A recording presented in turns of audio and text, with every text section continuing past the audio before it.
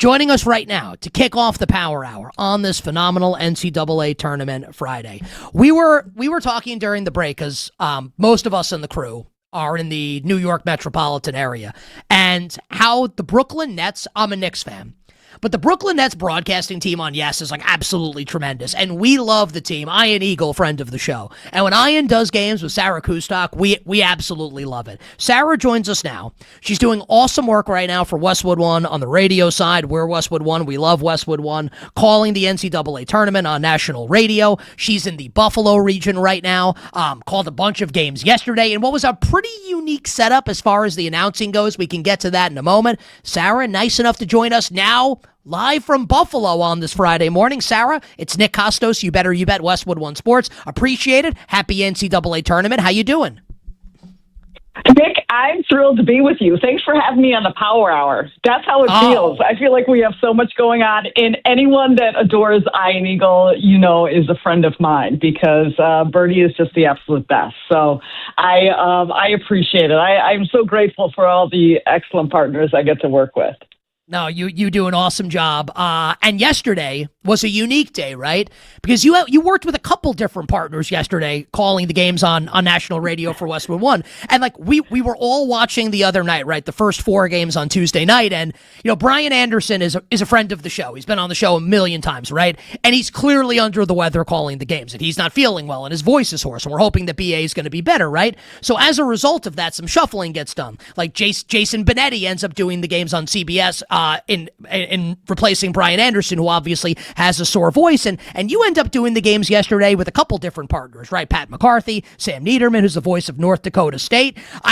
I thought you guys did an awesome job. Just kind of take us through a little bit what that day was like for you yesterday. Obviously, that's a little abnormal for someone in your spot or just in general for that to happen the way that it did. Well, I think, I think the thing about that we've all learned and know in this broadcasting business that you got to be ready for anything and always be on your toes. And I'm not just saying it, I'm really grateful. I've worked with so many tremendous broadcast partners through my years, through the career.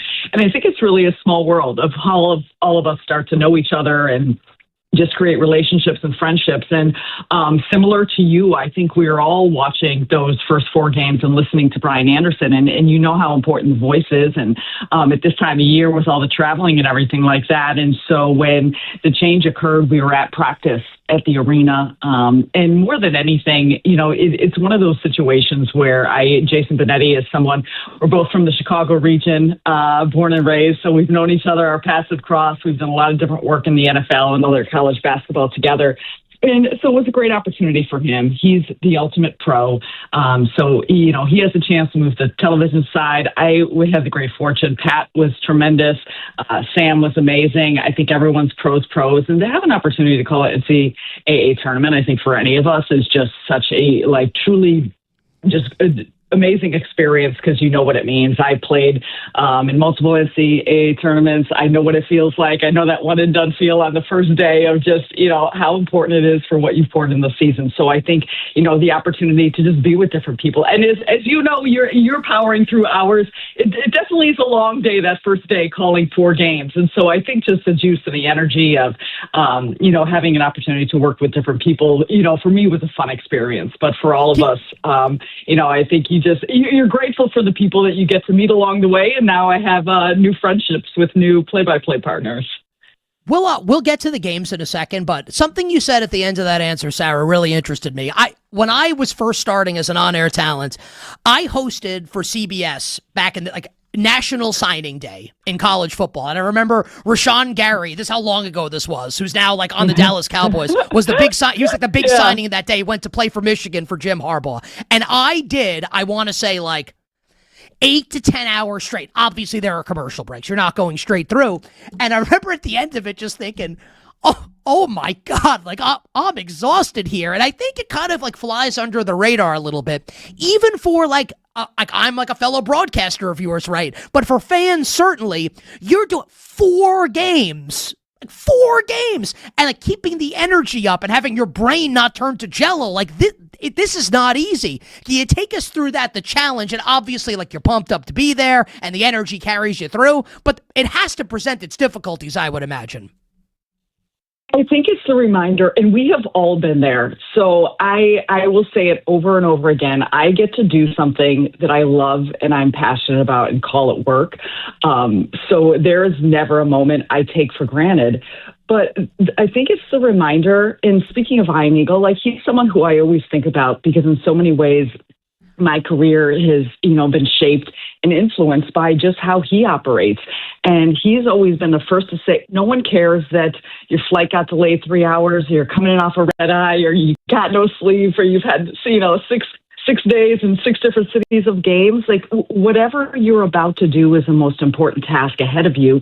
And more than ever, when you look at a day like the NCAA tournament, like for these players, every game, like everyone, for the most part, they're locking into one game and one team. So even if it's a 10 p.m. tip-off and it's your fourth game of the night, whoever is locking in, from the St. Louis fans or Georgia fans, like they don't care what you've been doing all day. They want you to be at your best for that game. And I think it's recognizing that. I think that's a part of all of us cutting our teeth in this business. We all have, you talk about that stories we can tell. Like I got my start calling Illinois high school state football championship games, and it was outside, back-to-back days right after Thanksgiving on a Friday, Saturday, and it was 4 football games. It was from 9 a.m. until we finished about 11 p.m., and I'm pretty sure that I got like one bathroom break in the day, and it was normally, Chicago weather. About, at that time of year, about 20 degrees. But it's the beauty of all those things that have allowed us to, like, you pour into it and then you appreciate the fun moments. And we had some tremendous games yesterday. But I think for anyone, that's watching, what they care about is what they're watching or what they're listening to or the games at hand. And I think that's why, part of this business is understanding in the moments you've got to just lock in to be your best, and you're never going to have these opportunities again, and so you need to really cherish that. And I say this, Sarah, sometimes the guests that join us on the show, and I think, we are on video. For the people that are just listening to the show, Sarah is someone that I would describe as I don't need to see you right now to know that you have a smile on your face when you're talking about your job and you're talking about sports. And that's the ultimate compliment. And your enthusiasm comes across. Thank you. I appreciate that. No, it's the truth. I don't know if anyone could deny it. So I want to run through the 4 games you called yesterday, and let's start with the last one. I'm not surprised that St. Louis won. Like that's not necessarily shocking. What is shocking is the manner in which it happened. This was a beatdown that I don't think a lot of people saw coming. Take us through St. Louis, the Billikens' performance dominating down low against Georgia, and their matchup heading into tomorrow against the top seed in that region, the Michigan Wolverines, pulling away from Howard in the second half.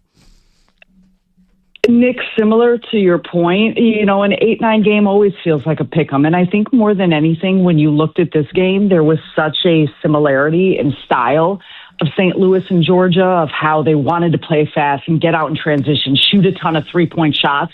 And we saw some of the worst 3-point shooting performances in that first half by both teams. So it was a circumstance where St. Louis took advantage on the inside, and they were really dominant in the paint, especially in that first half, early out, jumping to a lead. I know Robbie Avila has taken the world in the country, I should say, just in their hearts, and captured them with how he plays. But there's an unselfishness to this team, and there was a great amount of balance. First-year head coach at St. Louis, Josh Scherz, was making his first NCAA appearance as a head coach.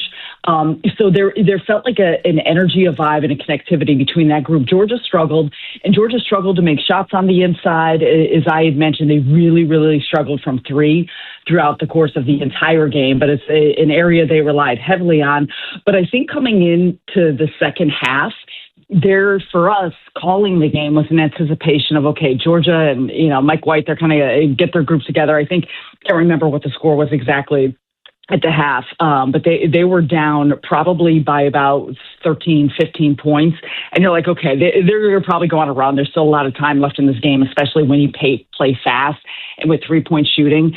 And the Billikens absolutely blitzed them coming out of the second half. I think it was a 10-2 run, but it was really masterful with how St. Louis was passing the ball, sharing the ball, They finished the day with 27 assists, and you kind of just go up and down the stat sheet of all the contributions for the rebounding, scoring. They had 66 points in the paint. Like it was really a dominant showing. And for Georgia, you could tell there was just a lot of disappointment, a lot of frustration, and just kind of folding there in that second half. But in saying that, you could see the momentum from St. Louis, and they're going to need a lot of that against Michigan because, Michigan, as we know, they're a number one seed. What they've done through the course of the season has been special, despite missing L.J. Kaysen. They have got such a dominant play in their three bigs. Lindenberg was just really, really solid. I think Morez Johnson Jr. was a player who had been a little bit off the last couple games. And Michigan had obviously come off that loss in the Big Ten championship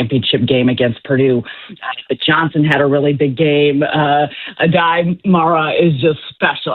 He was forceful in that second half on the inside. So in saying all those things, just the orchestration of Cadeau, St. Louis is going to have their hands full because I think Michigan really found some of their mojo that they had been missing the last few games in terms of scoring and point production, some of that three-point shooting and the inside-out work. But I think it's going to be a great matchup, and I think it's going to be a really high-scoring game because St. Louis really, their ability to stretch you out, play in a five-out setting, play fast, they're going to have to hit three-point shots. But I'm hopeful it's going to be an interesting matchup, though Michigan they've got a lot of tools, they've got a lot of weapons, and they've got a lot of ways that they can come at you.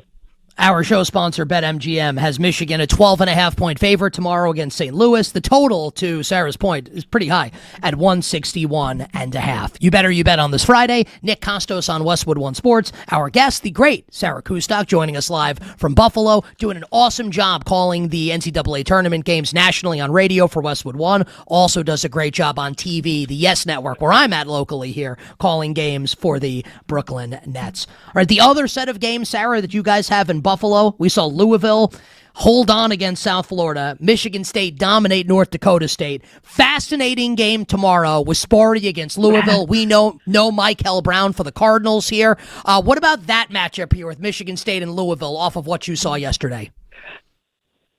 I'm really interested to watch how Michigan State will be able to dictate the tempo of this game. Starting with the Spartans against North Dakota State, Michigan State, and you would anticipate this under a Tom Izzo coach team, but they just looked so organized. They had such attention to detail. The game plan discipline on both sides was exceptional. They've got a lot of weapons, and they've got a ton of depth. But behind Jeremy Fears and how he is able to facilitate, orchestrate everything past the basketball, the size, the quickness to get up and down, they're a huge threat. And I think this time of year is when they can be at their best. Louisville, on the other hand, it's a lot of the same things that I was saying about how St. Louis had wanted to play or how Georgia had wanted to play. Louisville in South Florida was trying to be a bit of a track meet. They want to put up a ton of three-point shots. They want to play fast and get up and down. Ryan Conwell is a big player for them who has helped fill in for that loss of Michael Brown Jr. And you got a player in Javon Hadley as well in those perimeter spots that have stepped up in some ways. But it was Isaac McNeely who set the tone early for the Cardinals. He was knocking down three-point shots. He just had a bunch of bounce to him. Samanda Frew was really good on the inside. So Louisville has got the ability to play with you if they get it out in transition. And I think that's where it's going to be interesting with how good Michigan State always is in rebounding and taking care of the basketball, finishing off possessions. So it's going to be, to me, an interesting dynamic of who sets the tempo, who sets the cadence. And for Louisville, can they make three-point shots at the same rate that they did against that South Florida team? Because they ended up shooting for the game 52% from beyond the arc. 13 of 25, and that for them always seems to be a big trigger point of what they can do, especially against such a high-level team like Michigan State. Sarah, final question, and obviously, I know you didn't get to see any of the other games yesterday because, you're busy calling 4 games yourself at the region that you're at. Nick, I'm not gonna lie. We might have had the little tickers on. We were doing a little score checking. I'll tell you this: the arena inside Buffalo, they played the very end of the VCU North Carolina game. They were putting on the scoreboard. So it was the middle. I'm trying to remember what game it is, but the crowd is like going wild at certain points. We had to make sure to let our listeners know what was happening because, there was a lot of attention around it. I want to ask you about North Carolina's biggest rival in Duke, and I'm like I know you know what happened in the game, right? The Duke's down by 11 at halftime. Malik Brown says at halftime to Tracy Wolfson of CBS that they thought it was going to be a cakewalk. Duke could have easily lost that game to Siena. Siena can't make a shot down the stretch. Duke only wins by 6. I made the case early in the show, but like you've played basketball at a high level. You are around basketball at the highest level. I kind of look at this and say, I can't imagine Duke walking into another game in this tournament and taking the opponent lightly. Like, I can't imagine that happening. I'm spinning this without knowing exactly how it's going to go, Sarah, as a good thing for John Shire and Duke as they get set to take on TCU tomorrow. From your experience and your basketball life, would you tend to agree with my sentiment, or you think this could maybe go the other way for the Duke Blue Devils? No, I actually appreciate you saying that. I do. I think sometimes, despite what anyone would think or say, sometimes you need a wake-up call. And I think for Duke, that's exactly what that was. I also think you have great leadership. I've known John Shire since he was in high school. As I had mentioned, he was from the north side of Chicago. I'm from the south side. But I think setting the tone in what it means to be in the tournament now, he understands. You got some leadership, across the board in Duke, especially in a player like Cameron Boozer. And I just think this was a awakening of, we can't just go through the motions. This is not just given to us. And I do think they have a ton of talent, despite the injuries, despite, who Duke may have to play without. I think overall that I agree with your sentiment that sometimes you need those little knocks to then refocus and reengage, and you still escape with a win. So that's what matters most. But sometimes it's easier to experience that as players as opposed to just listening a coach or listening to people tell you that. What is Sarah Kustok's day like today before the broadcast tomorrow? I'm actually, after I get off with you, I just went for a nice run outside in Buffalo despite the rain, but it was gorgeous. I'm going to hop in the shower, and then I'm going to meet everyone over at the arena to go through practices. We'll get a chance to catch up with these coaches, watch them go through whatever practice or walkthroughs or things like that. And then just get ourselves set for another amazing day tomorrow. And, not that I'm trying to get you to potentially break news on the show that I host here. Is Jason, you think, going to be back with you tomorrow? Like, how do we think this is going to go with the broadcast team tomorrow? I'm not just saying this. I don't know. I don't know for certain. So I'm not even trying to not break news. Would you like to guess? Would you like to hazard a guess? I don't even have a guess. I'm just happy to work with anyone who wants to work with me. I told Jay, I said, is this your way of getting out? Are you tired of working with me? Is this your way of getting out and spending the whole day with me? So, no, in all sincerity, I think, we all hope Brian is good and feeling better, but I think that's still to be determined. So we'll just all have to wait and see. Awesome job. Just like, again, locally here watching Brooke, like you do a great job. Love having you as part of Westwood One's coverage of the tournament, being teammates with you here on Westwood One. Awesome job here on the show. Have great calls of the games this weekend, and we'll definitely catch up with you down the line. Yes, please. I can't wait for that. Have a good one, Nick. Take care. Sarah Kustok joining us here on the show. That was great. We tried to get that news out of her